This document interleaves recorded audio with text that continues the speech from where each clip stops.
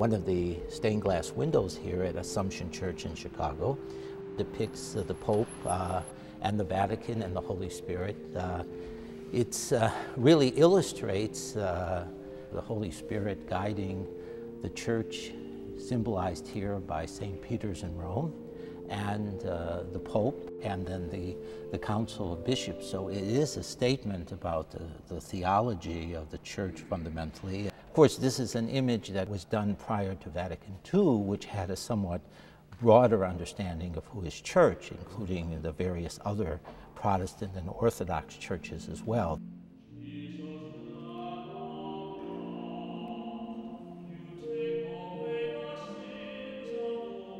Since Vatican II, the Church had to be engaged in human history, in confronting ideologies like Nazism. When I first saw Arthur Szyk's work, the message was important for me because issues of the Holocaust were very prominent in my own professional life, my own ministerial life. And in the light of the Holocaust, I think there is a very significant change that we need in our time to really take much deeper responsibility for the future of human society. De Profundis certainly is one of the most important illustrations on the depths of human suffering. Jesus is crying over the slaughter of the Jews. Holding the Ten Commandments really clearly connects with the Jewish tradition. And if we want to understand the Church today, I think we have to understand how Jesus was profoundly Jewish, deeply rooted in the Judaism of his day. Szyk does see Jesus as a person who morally challenges the Christian community of the time. And just like Cain killed his brother people in Germany while under the control of a Nazi ideology, nonetheless still regard themselves as kind of a Christian nation. The image of Christ as prisoner to the Nazis could be interpreted in a number of ways. Nazis were attacking all religious tradition, including Christianity. It could also be a bit of a critique of saying that Christianity had become prisoner of the ideology of Nazism and was not responding sufficiently to what was going on in Christian society.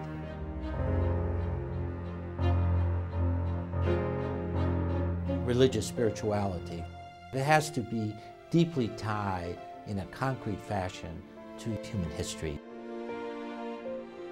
Religious leadership has to be integrated with a certain real confrontation and make an effort to try to incorporate and integrate the religious values you stood for into the realities of human history.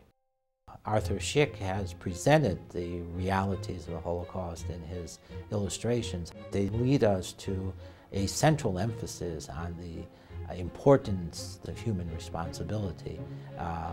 We are the agents of the divine in human history. We need to realize that if these realities of human degradation that continue post-Holocaust are going to somehow vanish from human society, it's up to all of us, you and me, in different ways. We all have different roles. We have different levels of responsibility, but we must all exercise that responsibility.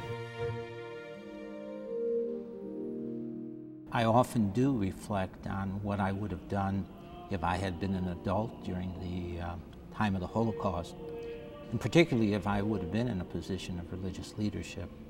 This past summer, I was visiting Münster Cathedral, where Bishop von Galen, one of the few German bishops to really stand up to the Nazis, is buried. And it was a very meaningful moment for me to take a candle and light a candle at his tomb, because this was a person who did have the courage to stand up, who said to the Nazis, give me 5 minutes so I can put my robes on and people can see you taking me in my full robes through the city to my imprisonment and possible death. I don't know if I would have been a von Galen or a Canon Lichtenberg in Berlin. That would be my wish. But that's the reflection. I think that's the challenge that we always have to think about. We learned from the Holocaust the absolute necessity of human leadership and human responsibility. this sense of human agency as essential, that God works through people,